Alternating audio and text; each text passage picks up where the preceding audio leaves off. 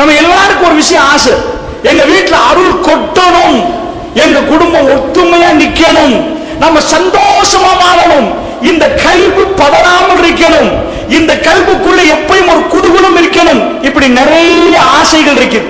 இந்த உலகத்தில் வாழ்ந்து எக்கச்சக்கமான பணக்காரர்கள் எடுத்துக்கொண்டா அவங்க இந்த மாதிரி கல்வியுடைய அமைதியை பெற்றுட்டாங்கன்னா இல்ல. பணம் இருக்குது, செல்வம் இருக்குது, 4 பிள்ளைகளை பெற்றெடுத்திருப்பாங்க, 4 பிள்ளை சண்டை பிடிக்கிறத பார்த்து வாப்பா நெஞ்சு வெடிச்சு மூத்தா இருப்பார். ஏப்பா இந்த சொத்தை நினைச்சிருப்பாரு. இந்த கல்வில அமைதி வேணுமா? வீட்டுக்குள்ள அல்லாஹ்வுடைய அருள் இறங்கினா அந்த வீடு ஒத்துமையாகிரும், எல்லாருடைய கல்வும் ஒன்று சேர்ந்துரும் என்றான். அந்த அருள் வராவிட்டால் எவ்வளவு பணம் இருந்தாலும் எவ்வளவு சொத்து இருந்தாலும் சந்தோஷம் இருக்காது. இந்த அருள் வீட்டுக்குள்ள வரணுமாக இருந்தால் என்ன செய்யணும்? நம் குடும்பம் சந்தோஷமாக வாழணும் என்றால் என்ன செய்யணும்? நம்ம வீட்டுக்கு அருள் வருகிற வழியை திறக்கணும். அந்த கதவை திறந்து வச்சா அருள் வந்துருமான்னு கேட்டா இல்ல. அல்லாஹ்வுடைய ரஹ்மத் நம்ம வீட்டுக்கு வரணும் என்றால் லஇன் ஷக்கர்தும் லஅஸீதன்னகும், நீங்கள் அல்லாஹ்வுக்கு நன்றி செலுத்தினால் அல்லாஹ் உங்களுக்கு அதிகப்படுத்துவான் என்கிறார். எப்படி சொல்றான் தெரியுமா? அல்லாஹ் நான் இதை அதிகப்படுத்துவேன்னு சொல்லல, நீங்க பிளாங்க ஃபில் பண்ணுங்க. அல்லாஹ் நமக்கு தந்த வாய்ப்பு என்ன? ஃபில், நீங்க ஃபில் பண்ணுங்க. உங்களுக்கு விருப்பமானதை போட்டு லஇன் ஷக்கர்தும் லஅஸீதன்னகும், நீங்கள் இறைவனுக்கு நன்றி செலுத்தினால் உங்களுக்கு நான் அதிகப்படுத்துவேன். எதை இறைவா? நன்மைகளை எல்லாம் அதிகப்படுத்துவேன். நம்ம பிஸ்மில்லான்றோம், பிஸ்மில்லாஹ் ஒரு பகுதி நாம தான் ஃபில் பண்ண போறோம். பிஸ்மில்லாஹ் என்ன அர்த்தம்? அல்லாஹ்வின் பெயரால். அல்லாஹ்வின் பெயரால் என்னப்பா? அல்லாஹ்வின் பெயரால் மைக்க பிடிக்கிறேன், அல்லாஹ்வின் பெயரால் ஃபேன் போடுறேன், அல்லாஹ்வின் பெயரால் சாப்பிடுகிறேன். பிஸ்மில்லாஹ்வுக்கு பிறகு வர்றது நீங்க. பிஸ்மில்லாஹிர் ரஹ்மானிர் ரஹீம் என்றா ஒரு பகுதி நாம் தான் அதுக்கு பிறகு ஃபில் பண்றோம். பிஸ்மில்லாஹ்னு சுவிட்ச போடுறோம், பிஸ்மில்லாஹ்னு நுழைகிறோம். அந்த பிஸ்மில்லாஹ்க்கு பிறகு அந்த செயல் வருகிறது. இதே மாதிரி அல்லாஹ் ரப்பல் ஆலமீன் சொல்றான், லஇன் ஷக்கர்தும், நீங்கள் நன்றி செலுத்தினால் லஅஸீதன்னகும், இதுதான் இறைவனுடைய சீக்ரெட்டை வெளிப்படுத்துறான்.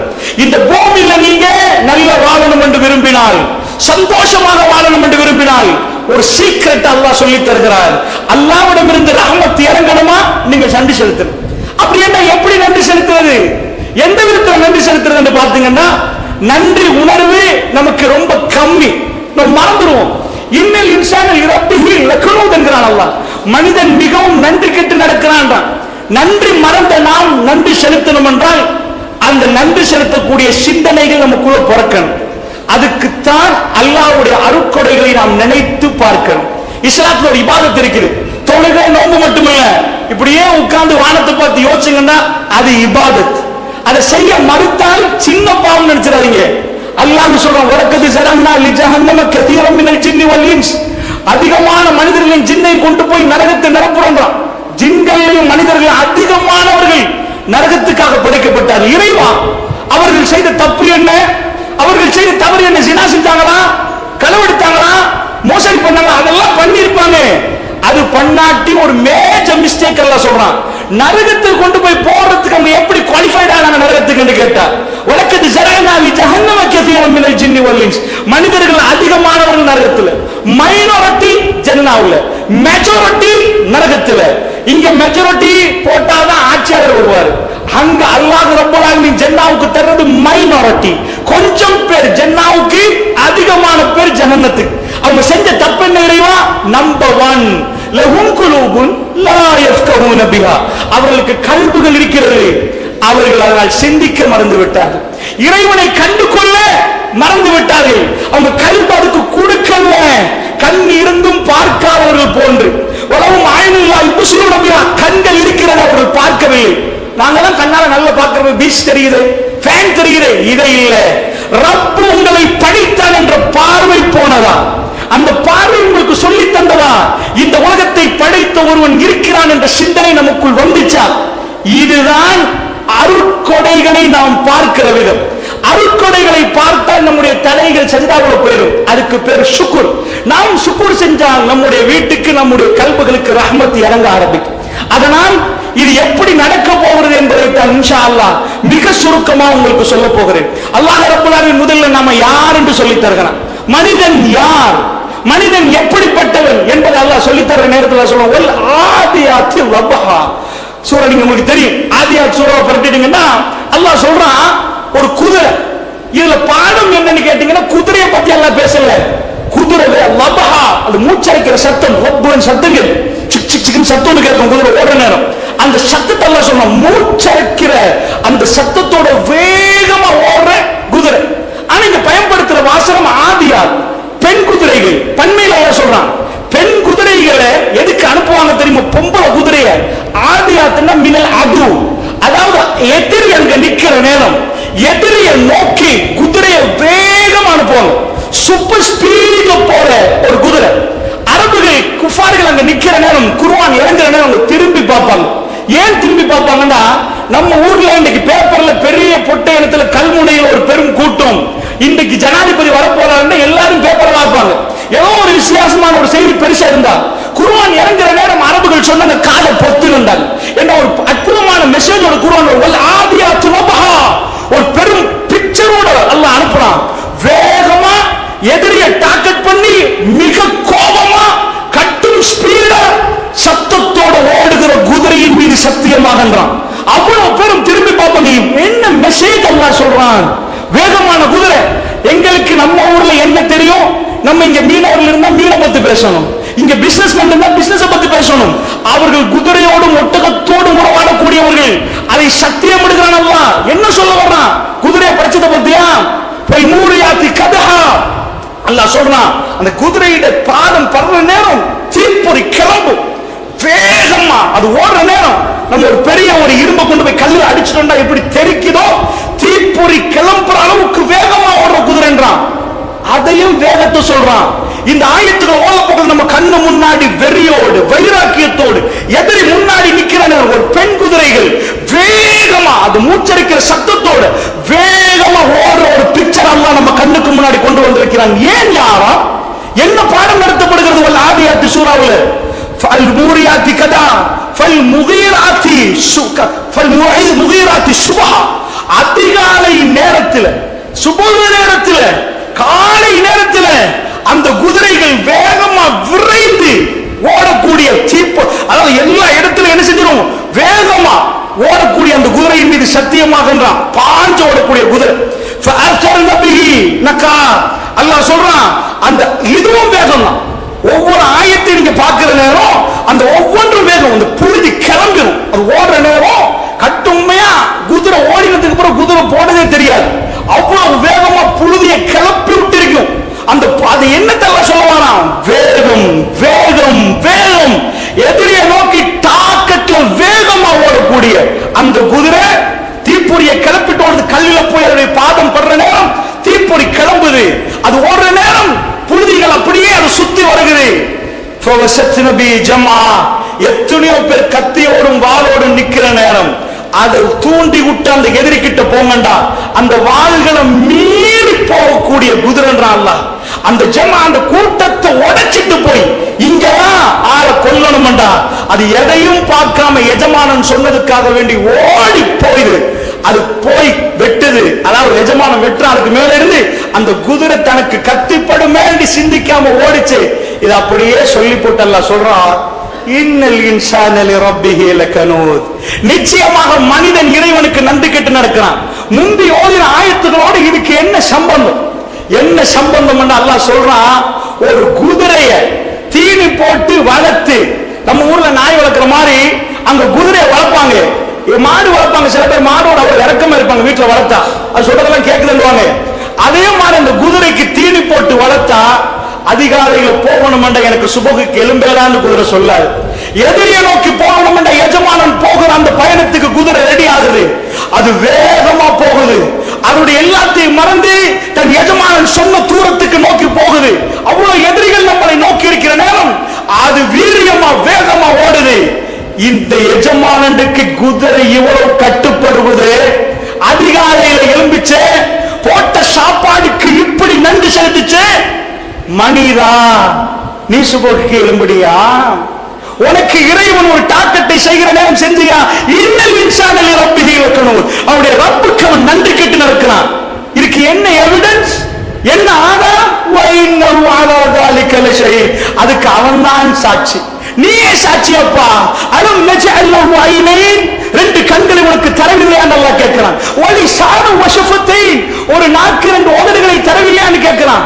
இதெல்லாம் கேட்கறதுக்கு பதில் என்ன தெரியுமா? ஆமாயா அல்லாஹ் நீ தந்திருக்கிற. இது இல்ல, அல்லாஹ்வை கண்டு கொண்டு நம் சஜிதாவுல கீழே உலகம் அல்லாஹ்வுடைய இல்லையார்கள். இதற்காக வேண்டித்தான் அல்லாஹ் ரப்பல் ஆலமீன் இப்படி அழகான பாடத்தை நடத்தினான். நீ தீனி போட்டு வர்ற குதிரை அவ்வளவு வேகமா போகுது, 4 வால் வெட்டி வெட்டினாலும் நிக்கல, நீ சொல்ற இடத்துக்கு அது போகுதுண்டா. உன் இறைவன் உனக்கு கட்டளையிடுற நேரம் உன்னால முடியுதா?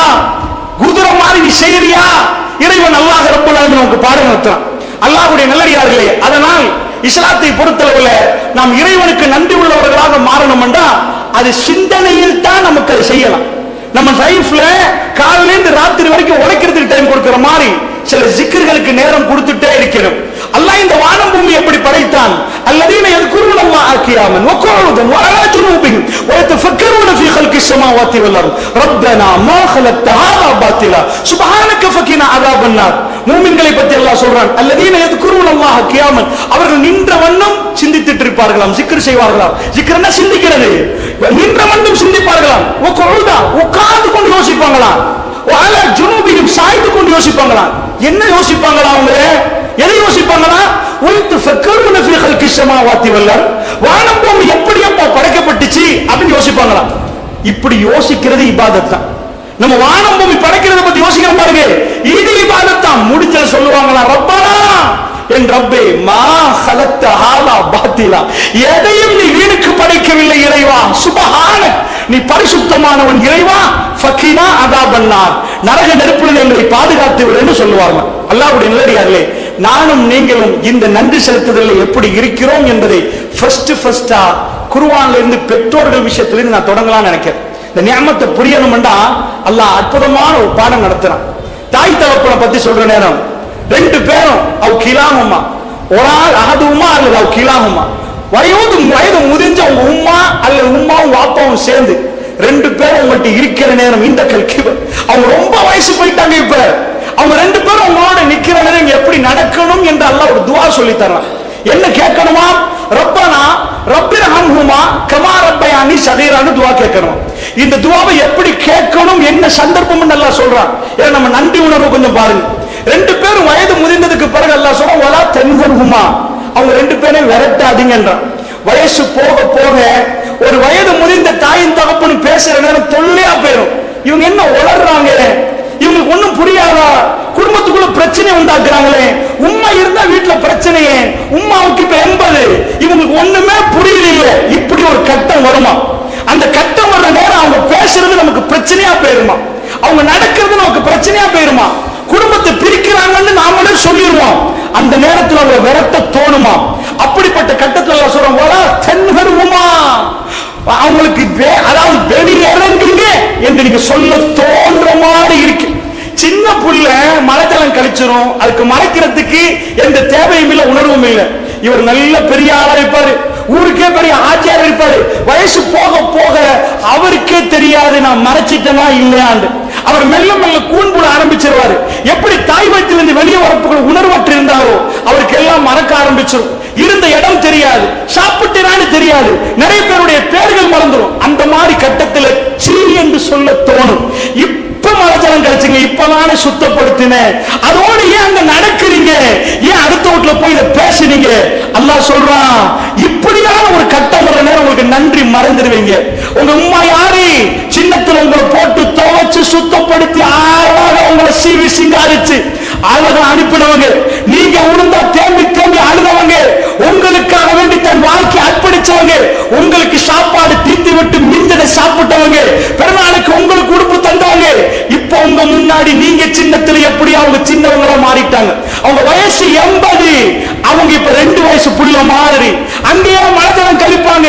அல்லாஹ் சொல்ற, இப்படிப்பட்ட ஒரு நிலைமையை நீங்க சங்கமிச்சா நீங்க மறந்துடுவீங்க. அவங்க யாருன்னு நீங்க மறந்துடுவீங்க, உங்களுக்கு செஞ்ச நன்மைகளை மறந்துடுவீங்க, உங்களுக்கு கோபம் வரும். சீ என்ற ஒரு வார்த்தை உங்களுக்கு சொல்லாதீங்க, 100 தடவை சீ என்று சொல்ல தோணும். ஏன் இப்படி பண்ணினீங்க? சின்னதோட சண்டை பிடிப்பாங்க, ஏன் இப்படி பண்றீங்கன்னு கேட்க தோணும். அல்லாஹ் சொல்றான், நோ, அவங்க யாரு தெரியுமா? உங்க தாய் தகப்பன். உஃப் என்ற வார்த்தை சீ என்று சொல்ல இயலாது, சொல்லக்கூடாது. அவங்க விரட்டக்கூடாது.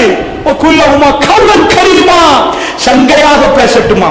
உம்மா உங்களுக்கு என்னம்மா வேணும், அப்படி சங்கையான முறையில் வச்சு என்ன பண்றீங்க, அப்படி பேசக்கூடாதா. அதுக்கு பிறகு அல்லாஹ் சொல்றான், இரக்கம் என்ற ரெக்கையை தாழ்த்துங்க. இப்ப அல்லாஹ்விடம் கேட்கணுமாம் துஆவை, ரப்பிர்ஹம்ஹுமா ரப்பிர்ஹம்ஹுமா கமா ரப்பயானி ஸகீரா. யா அல்லாஹ் இந்த ரெண்டு பேருக்கும் நீ இரக்கம் காட்டு. எப்படி இரக்கம் காட்டணும் தெரியுமா? எங்களுக்கு சின்னத்திலே எப்படி இரக்கம் காட்டினார்களோ, எங்களை எப்படி பார்த்தார்களோ அப்படி இரக்கம் காட்டு. கல்புல அல்லாஹ் எதை எடுத்து வைக்கிறான் துஆல, நீங்க சின்னத்துல இருந்து உழுவுற நேரம், நீங்க சின்னத்துல உங்க ஹாஸ்பிடலுக்கு கூட்டி போன நேரம், 4 நாள் நீங்க ஹாஸ்பிடல்ல நிக்கிற நேரம், அவங்களுக்கு 4 நாள் தண்ணி குடிக்க மறக்கிற நேரம், பசியே வரல, அவ்வளவு பாசத்தோட உங்களோட இருந்தாங்களே உம்மா, அவங்களுக்கு நன்றி கெட்டு நடக்காதப்பா. ரப்பிர்ஹம்ஹுமா, சின்னத்திலே ரக்கமா ரப்பயானி ஸகீரா, சின்னத்திலே எப்படி எங்களை பார்த்தார்களோ அப்படி அவர்களுக்கு அருள் புரியா அல்லாஹ்னு கேட்கட்டும். இது ஏன் குர்ஆன் இத சொல்லுதுண்டா, நாம நன்றி மறந்துடுவோம் என்பதனால. அல்லாஹ்வுடைய நல்லடியார்களே, அதனால் நன்றி உள்ளவர்களாக நம்ம மாறணும்டா, இறைவன் யார் என்பதை நாம் புரியணும். இது தாய் தகப்பன் விஷயத்தில் இப்படி என்றா, இறைவன் விஷயத்தில் நம்ம நேரத்தை ஒதுக்கி ஜிக்ர் செய்யணும். அல்லாஹ்வுடைய நல்லடியார்களே, இறை அக்குறை என்று பேசினா அது இந்த குத்துபா இடம் தராது. அது மிக பெரும் கடல். அல்லாஹ் சொல்றான், உங்களுக்கு ஒரு வேலை தந்தாச்சு, ஸ்கூல்ல உள்ள பிள்ளைக்கு ஒரு ஹோம்வொர்க் கொடுக்கிற மாதிரி உங்களுக்கு ஒரு வேலை. அல்லாஹ் செஞ்ச நிஅமத்தை ஒவ்வொன்றா எண்ணணும். இது அல்லாஹ்வுடைய நிஅமத், இது அல்லாஹ்வுடைய நிஅமத், இது அல்லாஹ்வுடைய நிஅமத் என்று ஒவ்வொன்றா என்ன ஆரம்பிச்சுங்க வைங்க, லா துஹ்சுஹா என்ற ஒரு ஆள் கூட்டி வாங்க உலகத்துல. நான் எண்ணி முடிச்சிட்டேன் 10 கோடி இல்ல 4 மில்லியன் 4 ட்ரில்லியன் சொல்றால கூட்டி வாங்க பாப்போம். வயின் தஅது நிஅமத்தல்லாஹ், அல்லாஹ் உங்களுக்கு செஞ்சிருக்கிற அருள்களை எண்ணினால் லா துஹ்சுஹா, அது என்னவே ஏறாது என்றால் அதுல ஒரு சிலரைத்தான் நம்மளால பேச முடியும். அல்லாஹ்வுடைய நல்லடியார்களே, நான் ஆரம்பிக்கிறேன் அல்லாஹ்வுடைய ரிஸ்க்ல இருந்து. வமா மின் தாபத்தின் ஃபில் அர்தி இல்லா அல்லாஹ் ரிஸ்குஹா, இந்த உலகத்தில் அல்லாஹ் ரிஸ்க் அடக்காமல் எந்த ஒரு மிருகமும் இல்லை என்றான் அல்லாஹ்.